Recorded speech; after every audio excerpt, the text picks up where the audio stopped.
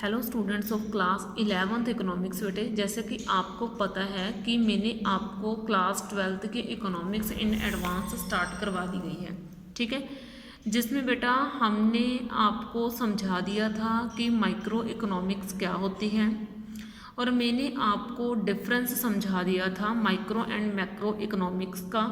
और मैंने आपको ये भी बताया था कि आपने वो डिफरेंस नहीं करना, मैं आपको अपनी तरफ से एक डिफरेंस दूंगी, आपने वो पढ़ना है, ठीक है।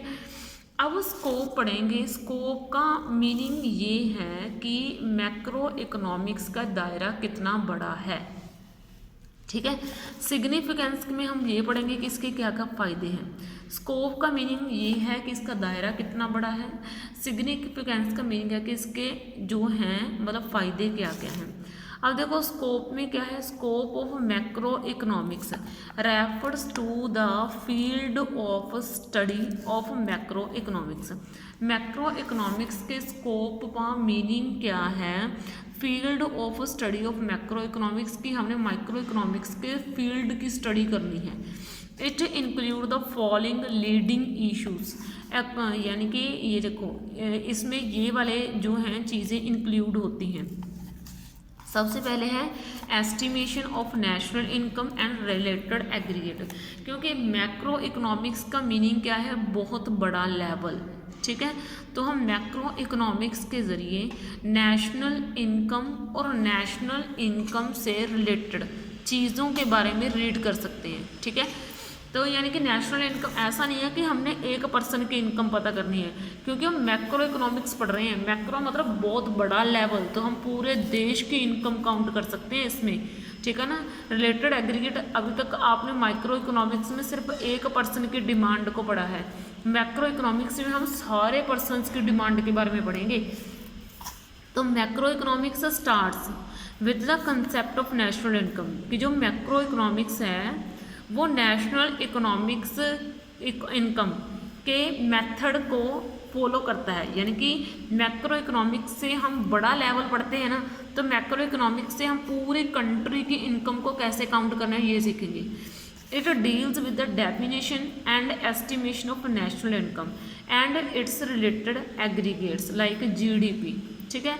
तो it deals with the definition, और ये डेफिनेशन है और ये एस्टिमेशंस, मतलब हम नेशनल इनकम को किस किस तरीके से काउंट करेंगे, हमें वो तरीके भी इसमें सिखाए हुए होंगे, ठीक है। And it's related aggregates like GDP and NDP. हमने जीडीपी का मीनिंग समझा है मैक्रो इकोनॉमिक्स में, हमें एनडीपी का मीनिंग समझना है मैक्रो इकोनॉमिक्स में कि क्या होता है। आगे है थ्योरी फॉर एम्प्लॉयमेंट। अभी तक हमने सिर्फ ये पढ़ा माइक्रो इकोनॉमिक्स में कि अगर एक पर्सन काम करना चाहे ना काम करना चाहे तो उसका इफेक्ट क्या पड़ेगा इकोनॉमी के ऊपर। लेकिन अगर पूरी इकोनॉमी के लोग बेरोजगार कर दिए जाएं, जब पूरी इकोनॉमी के लोगों को रोजगार दे दिया जाए तो इसका क्या इफेक्ट पड़ेगा पूरी इकोनॉमी यानी कि पूरी कंट्री के ऊपर, हमने ये चीज़ पढ़नी है।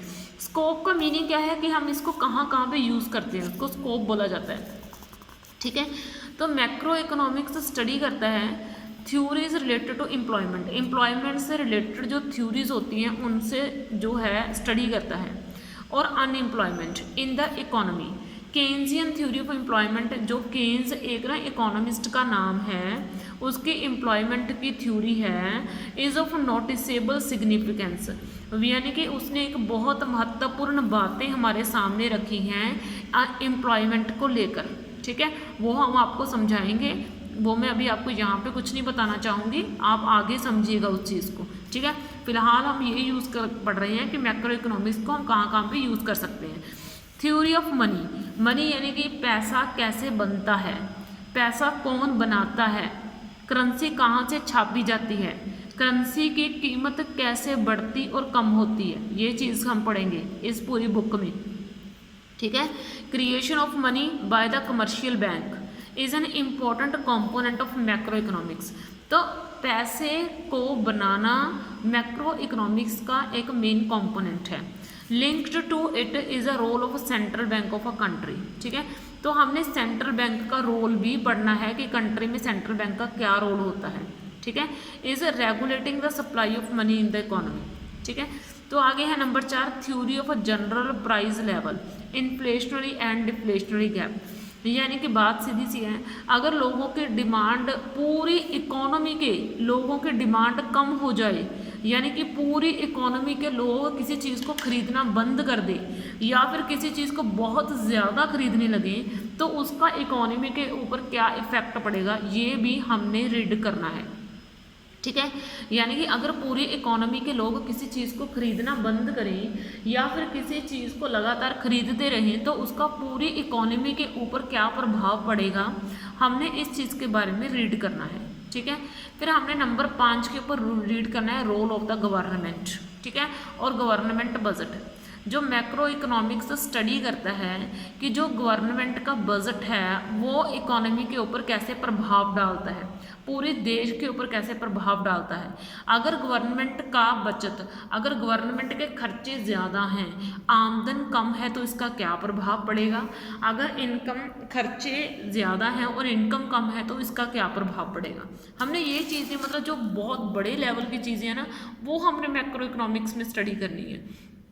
नंबर 6 के ऊपर क्या है, exchange rate and balance of payment, determination of exchange rate and way it is managed is an important element of the scope of macro economics. इसको ध्यान से समझना। एक्सचेंज रेट का मीनिंग क्या है। एक्सचेंज रेट का मीनिंग है, जब आप अपना 1 रुपया देते हो या फिर आप $1 खरीदते हो, तो आपको $1 खरीदने के बदले में कितने पैसे देने पड़ रहे हैं, उसको बोलते हैं एक्सचेंज रेट। एंड BOP, मैं आपको ना बैलेंस ऑफ पेमेंट के बारे में थोड़ा सा समझा देती हूँ। बैलेंस ऑफ पेमेंट मतलब एक ना थ्रेटिकल जो है ना, मतलब एजेंडा होता है। अगर आपको सीधा समझ में नहीं आ रहा तो मैं आपको बताना चाहती हूँ। हमारी कंट्री किसी कंट्री से कितनी चीज़ खरीद रही है और उस कंट्री को कितनी चीज़ बेच रही है। हमारी कंट्री किसी दूसरी कंट्री से कितनी चीज़ खरीद रही है और कितनी चीज़ बेच रही है, इस चीज़ का थ्रेटिकल रिकॉर्ड होता है हमारी गवर्नमेंट के पास।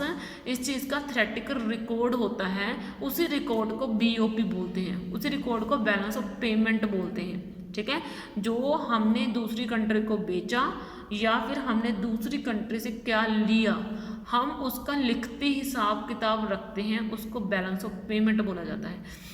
Exchange rate and balance of payment, इन दोनों को अच्छे से रीड करवाते हैं मैक्रो इकोनॉमिक्स में। ठीक है, तो डिटर्मिनेशन ऑफ एक्सचेंज रेट की, हमें एक्सचेंज रेट क्या होना चाहिए, हमारे 1 रुपये की कीमत कितनी होनी चाहिए दूसरी कंट्रीज़ में, ये हम मैक्रो इकोनॉमिक्स में स्टडी करते हैं। और हमें अपने पैसे को कैसे अंतर्राष्ट्रीय बाजार में स्टेबल रखना है। अब देखो, हमारा पैसा है, कभी गिर जाता है, कभी ऊपर उठ जाता है, कभी $1 की कीमत 50 रुपये आ जाती है, कभी 70 रुपये, कभी 60 रुपये। मतलब हमें इन चीज़ों को मैनेज करना है, हमें अपने कीमत जो है रुपए की वो गिरानी नहीं है। ठीक है ना, तो ये सभी चीज़ें हम मैक्रो इकोनॉमिक्स में सीखेंगे कि हम कैसे इन चीज़ों को ठीक कर सकते हैं, हम कैसे इन चीज़ों से झगड़ सकते हैं, इन चीज़ों को कैसे हम जो है मेंटेन कर सकते हैं। ठीक है, तो ठीक है बेटा, क्लास 11 सॉरी इकोनॉमिक्स बेटा, आपकी आज की वीडियो में आपके लिए स्कोप ही काफ़ी है, सिग्निफिकेंस में आपकी नेक्स्ट वीडियो में उठाऊंगी। ओके बच्चे, थैंक यू।